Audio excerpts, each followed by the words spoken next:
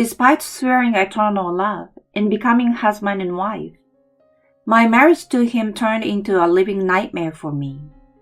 His parents, who doted on my husband excessively, and a husband who always put his parents before me, they treated me like a convenience, dumping unreasonable demands on me.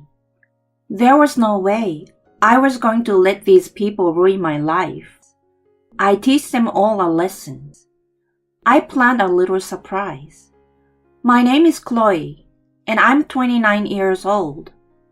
I married Jack, and it's already been a year. We both work at the same company, so we often work together.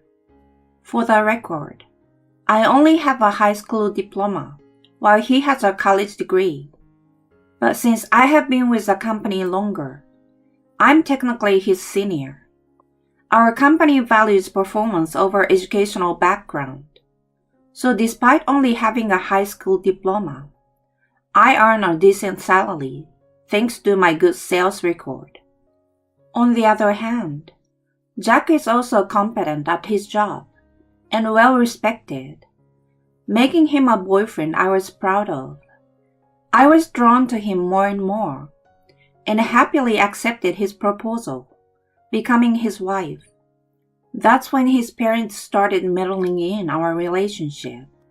One day, when we visited his parents, Lori, his mother, suddenly said to him, "Hey, Jack, are you really okay with this?"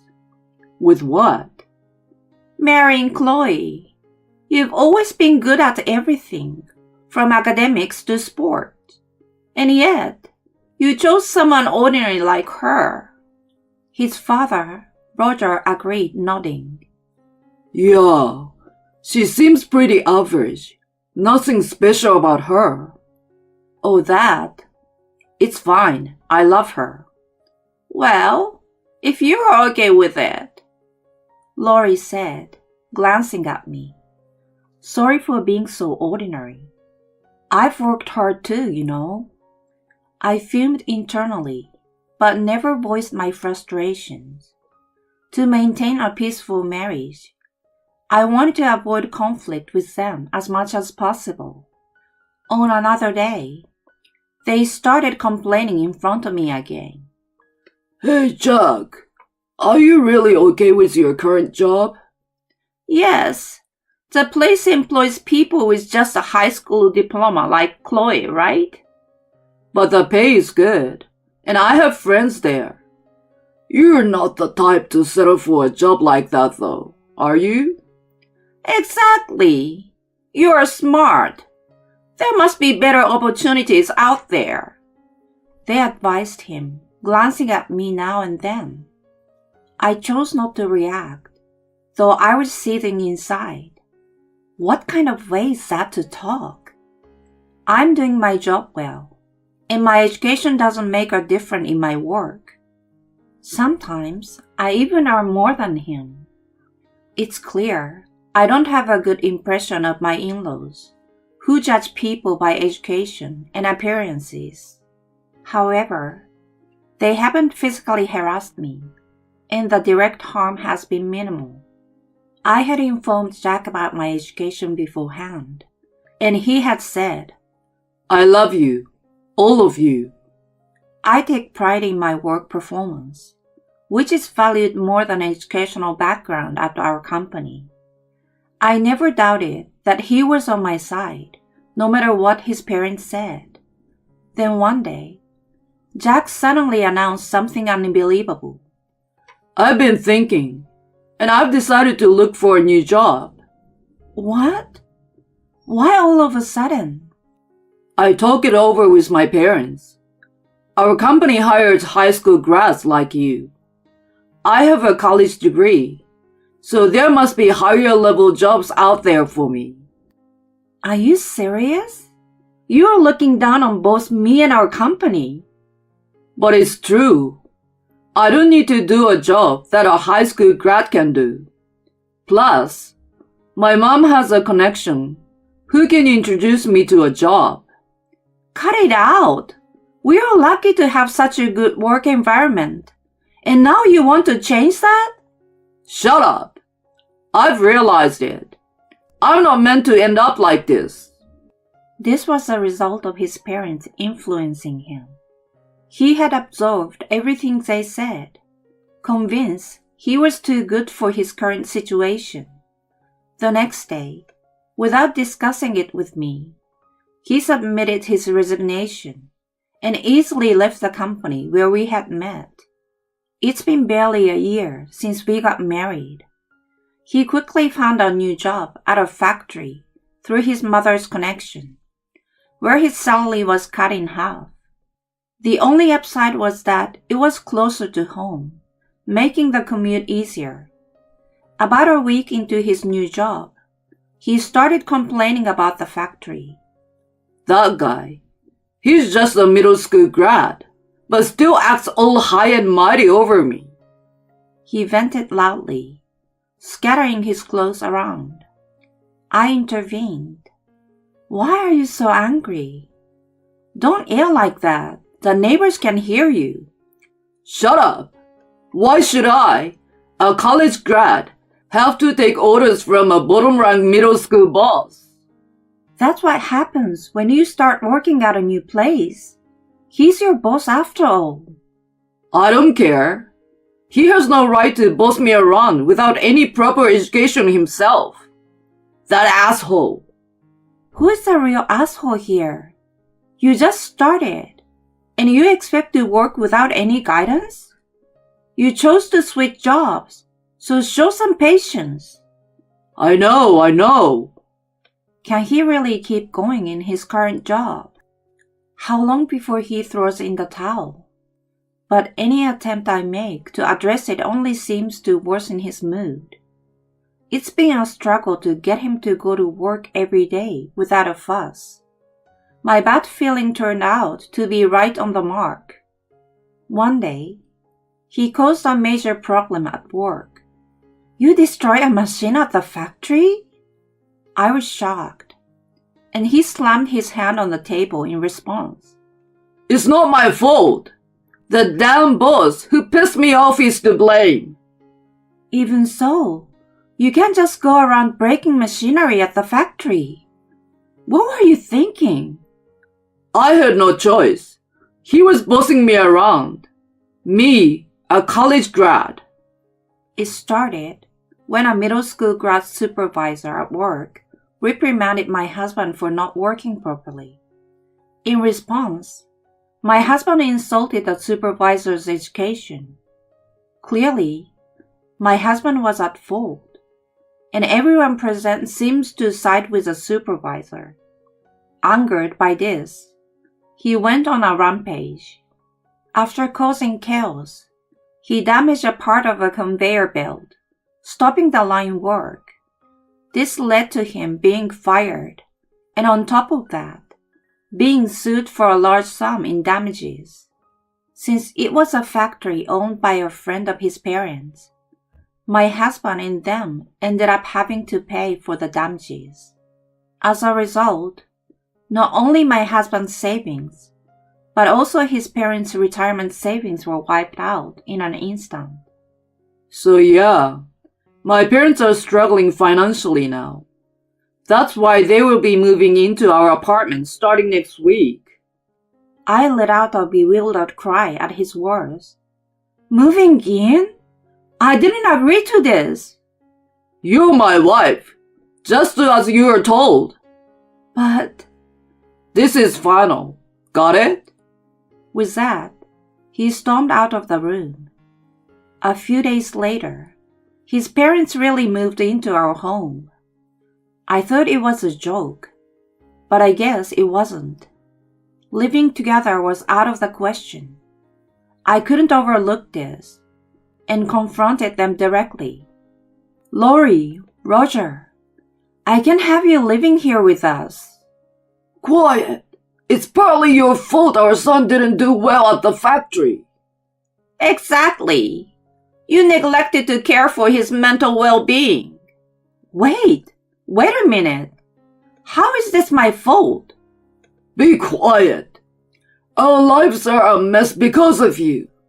That's right. If you had done your part, this wouldn't have happened. It's all your fault. So living together is only natural, right? What? That makes no sense. I can't live with you. Quiet. Our family home is rented, and we're already terminated the lease. We have nowhere else to go. That's right. We have nowhere else to go but here. Despite imposing themselves on us without permission, they said whatever they wanted. Moreover, my husband joined in berating me. Hey, Chloe, I married you. You should feel lucky to have married someone as outstanding as me. Yeah, whatever. Can you just find a job quickly? Living together is putting a strain on our finances. What? You're too cheeky for a wife. Supporting your family is your duty. Supporting his family is also your duty. Every day, my frustration with his convenient interpretations grows, and neither he nor his parents bother to help with household chores. I have my own job to do. I can't manage to cook elaborate meals, and cleaning inevitably gets neglected. No matter what they say, I keep my responses cool, citing financial difficulties. If they're unhappy, they should deal with the mess they created. After maintaining this stance for several days, my husband finally vented his frustration. What's with your attitude lately? You're lacking respect for me and my parents. Enough! I work every day and do the housework on top of that. Don't you dare complain when you don't help out at all. Who do you think you are, talking like that to me? You don't understand your place. That's when he thrust a divorce paper in front of me, already signed. What's this? Can't you see? It's a divorce paper. Even a high school grad should understand that. Are you serious? Damn right I am. If you have complaints about me or my parents, divorce is the answer. He said triumphantly, as if he had won. Just so you know, throwing it away is pointless. I have more prepared. If you don't want to be divorced, just quietly do as you are told. You ungrateful high school grad wife. In that moment, my anger erupted. I couldn't stand to be with them any longer. Since it was so kindly prepared, I will make good use of this divorce paper. Clutching the divorce paper, I began plotting my revenge. First, I recorded all the insults my husband and in-laws howled at me with a voice recorder. I also gathered evidence when my personal belongings were deliberately damaged. By this time, my husband had started taking temporary jobs, none lasting more than a week. It was as if he had abandoned our family already. One day, as soon as my husband came home, he said, I quit my job again because it was too boring. Again? You have no right to criticize me, right, Mom, Dad? They just smiled and nodded. This was usual, but Roger added the final blow that day. By the way, I quit my job too. What? What did you do, Roger? I said, I've quit my job. From now on, Chloe, we are counting on you to support us. What? Our son is too proud to work under middle or high school grads because he's so talented. We are counting on you, a high school grad. That's right. It's up to you, with your lower education, to work hard. What are they talking about? They accept their daughter-in-law, not their son to support them? My patience finally snapped with my husband and his father quitting their jobs simultaneously. Is that so? Understood. Spending any more time with this family was a waste. I decided to put all my plans into action. The first thing I did was sign a lease for a new apartment. Of course, it wasn't for all of us to move. It was for me alone to use as my new home. However, moving out without my husband's family noticing would take some time. To create time for packing, I gifted them a 5-day trip. When I handed them a travel ticket, Lori beamed with joy. A trip? Well, you can be thoughtful sometimes. I always appreciate everything you do for me. But are you sure? You can join us if you like. No, I have work, and I thought you'd enjoy some family time together. Oh, really? Well, we'll take you up on that offer then. Once they left for their trip in high spirits, I executed my planned move. During their absence, I shipped their belongings to a weekly rental apartment and canceled our current apartment's lease. Of course, I bore all these expenses. It was a lot, but I consider it necessary for my revenge. A few days later, presumably after returning from their trip, Jack called me. Hey, what's going on? The key won't work. Smirking at his panicked voice, I calmly responded. That would be because I've canceled the lease on that apartment. Cancelled? What are you talking about? Explain yourself. For now, I've stored your family's belongings in a nearby weekly rental. Feel free to do as you please. What do you mean? You're always doing whatever you want. You will regret this if you keep it up. Is that a threat? Should I call the police? He retorted. You ungrateful wife! To which I revealed an important fact. Oh? But I haven't been your wife for a while now. Huh? I made sure to finalize our divorce proceeding first, to avoid any legal issues later. What? When did this happen? You think you can just do whatever you want? I took a deep breath and spat at my phone with all my might. Sorry, but I don't need your damn permission. After all the times you've looked down on me for being just a high school grad. And to top it off, quitting your job to become a stupid temp worker? I'm done with you all. Go enjoy your miserable lives together as a family of 3. Hey, you're joking, right? I never actually wanted a divorce. Huh? Why should I listen to you now?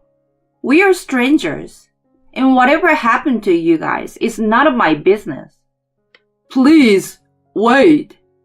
You've enjoyed mocking me till now. Now it's my turn to mock you guys. I can easily picture your struggles, and it's hilarious. Enjoy hitting rock bottom together, you jerks. With that, I hung up immediately. Jack kept calling, but I ignored all his calls. Later, he and his parents caused a scene at the apartment entrance, significantly damaging a part of the mailbox. This resulted in police involvement, and they were all taken away. Eventually, they were charged for the damage to the mailbox, incurring new debts. Truly, a hopeless family to the end.